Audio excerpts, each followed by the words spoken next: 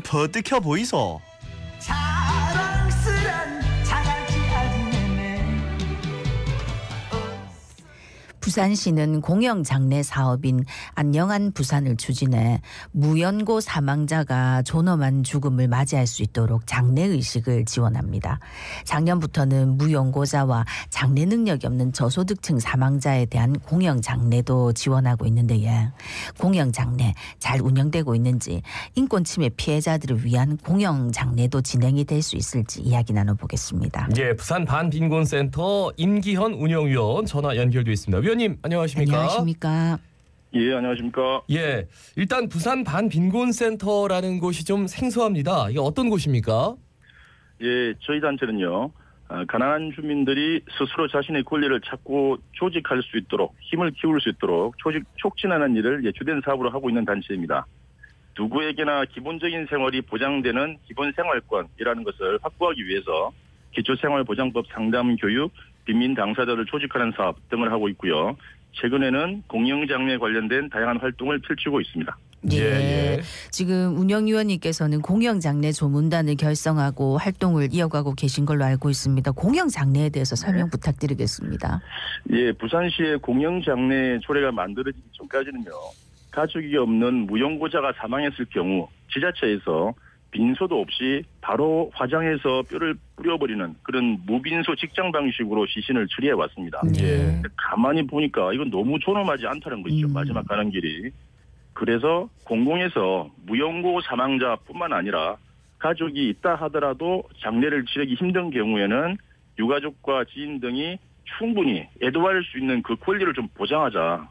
그리고 그러기 위해서는 빈소와 같은 공간이 보장돼야 되고, 또한 빈소에서 조문을 할 수 있는 장례의식의 시간이 보장되어야 된다라고 생각하고 그러한 장례를 제도를 만들었는데, 그것이 바로 공영장례라고 보시면 되겠습니다. 네. 예.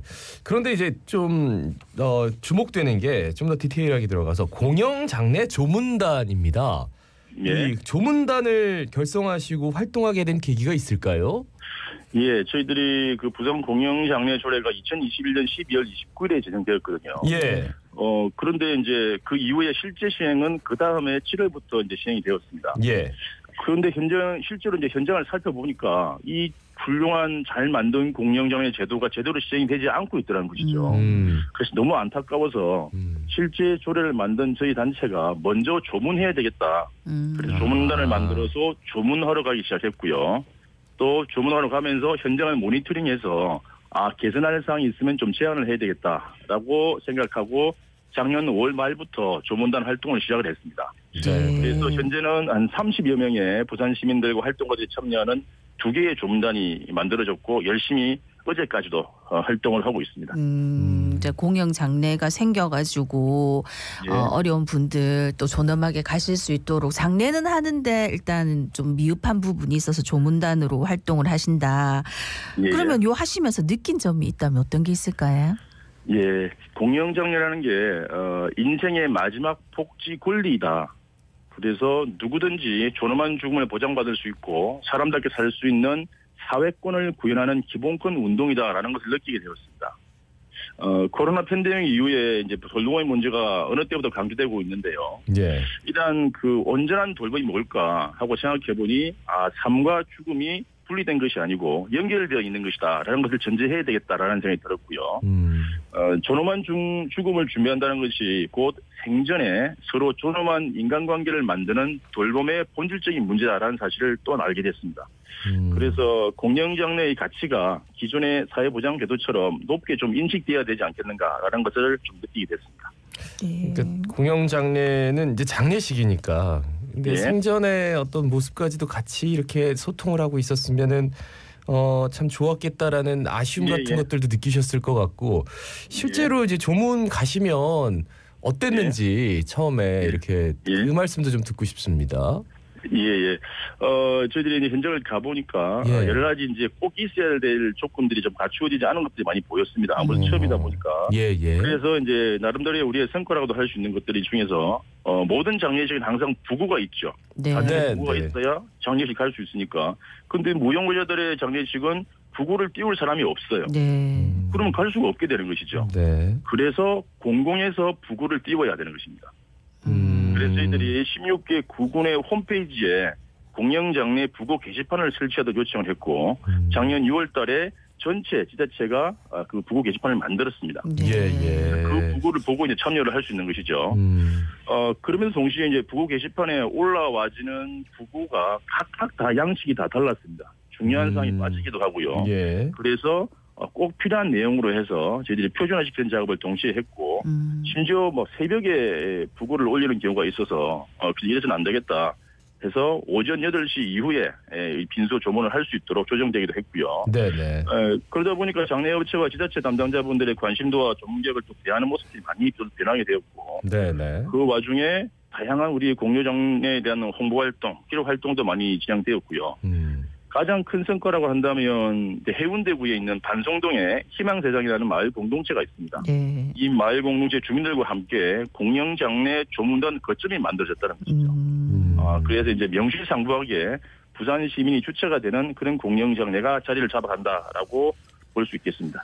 예, 어떻게 보면 좀 세세한 부분들이 부족한 부분들이 많았는데 조문단을 꾸리셔가지고 예. 그 부분들을 다 잘 보충해주고 계신 것 같습니다. 거기에다가 예. 또 이 공영장례 조례가 만들어지게 된 게 부산 반빈곤센터 역할도 컸다 하던데 어떤 내용입니까?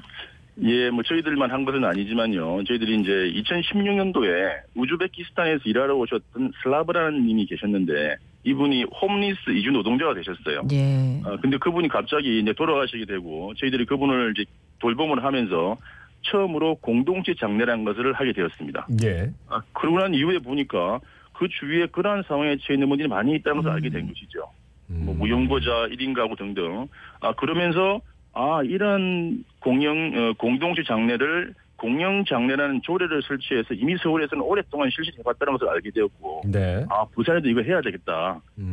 우리 단체에서 하는 것은 한계가 있다라고 생각하고 수차례의 토론회 회의 등을 거듭하면서 또 시의원님의 도움을 받으면서 2021년도 12월 29일에 조례를 제정했고요. 그 이후에 7월 달부터, 그 다음에 7월 달부터 실제로 진행되었고, 그런 과정을 통해서 이제 다른 지역과는 다르게 우리 부산 지역만의 특징이 있는데요. 그건 뭐냐면 바로 부산 시민 주도의 공동체 장례 운동의 결과물이라는 것이죠. 예. 네. 이러한 특징이 있겠습니다. 예. 부산 시민 주도의 공동체 장례 운동이다. 예. 그래요. 듣기로는 영화숙 재생원 형제복지원 사건의 피해자분들 이분들도 이제 공영 장례를 하실 수 있도록 생존해 계실 때 미리 신청을 받는다. 예. 어떤 특별한 이유가 있습니까? 예, 저희들이 이제 형제복지원 다들 아실 테고 형제복지원보다 더 이전에 있었던 비슷한 집단 수용 시설이 영화숙 재생원이라는 곳이 있었는데요. 이분들이 최근에 이제 자신들의 권리를 회복하기 위해서 움직이고 조직을 만들고 계십니다. 네. 이분들은 아시는 것처럼 이제 강제로 어쩔 수 없이 이유도 없이 잡혀간 사람들이죠.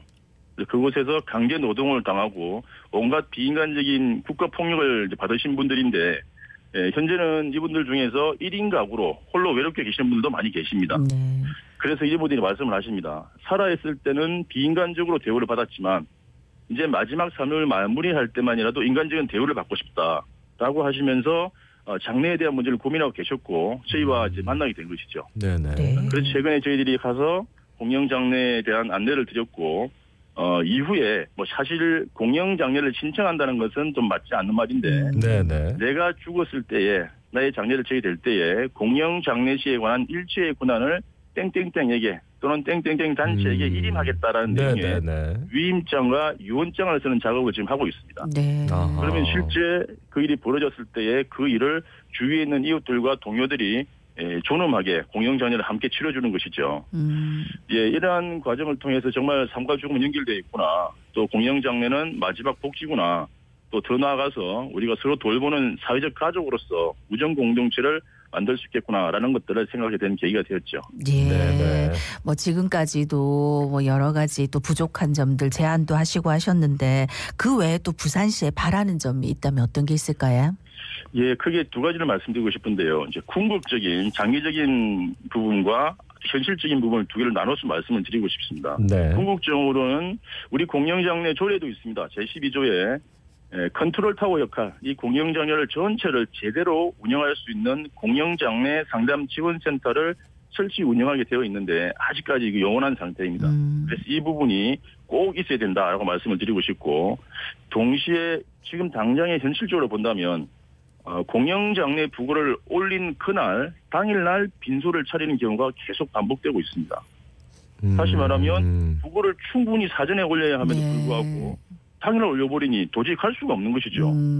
그 얘기는 부산 시민들이 애도의 권리를 보장받을 수가 없는 것이다 라는 것과 같은 말이고 그래서 올해 부산시 공영장례 운영 매뉴얼이 이제 개선이 수정 작업을 이번 달에 할 텐데요.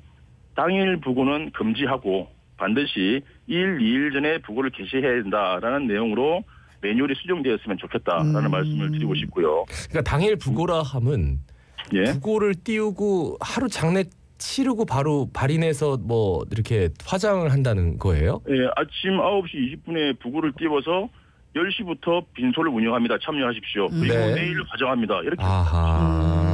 그게 정말 아주 놀랄 만한 일은 뭐냐면 빈소 운영을 4시간만 하도록 돼 있다는 거죠. 3일장도 아니고 하루장도 아니고 4시간만 하는데 그날 아침에 올려서 4시간 하고 그 다음날 화장합니다. 누가 참석할 수 있겠습니까? 그래서 동시에 빈소 운영 시간을 4시간이 아니라 한 사람의 존엄을 보장할 수 있는 최소한의 24시간 정도는 확보해야 된다라는 내용이 매뉴얼에 들어가야 한다. 그래야 이게 지켜질 것이다. 이 부분을 꼭 반복하고 또 강조해드리고 싶습니다. 네, 이게 뭐 공영장례 조문단으로 활동하시는 분이 아니면 알 수 없는 내용이니까 아마 귀담아 들어주시리라 싶습니다. 짧게 마지막으로 한 말씀 부탁드리겠습니다. 예, 저 공영장례는 저희들은 단순한 제도와 사업이 아니라 이것을 넘어서서 기본권 운동이다라고 생각을 하고 있습니다. 그래서 끼어있는 부산 시민들이 공영장례 조문단 활동에 적극적으로 참여해 주시면 너무 좋겠습니다. 말씀 잘 들었습니다. 고맙습니다. 고맙습니다. 네, 감사합니다. 부산 반빈곤센터 임기현 운영위원이었습니다.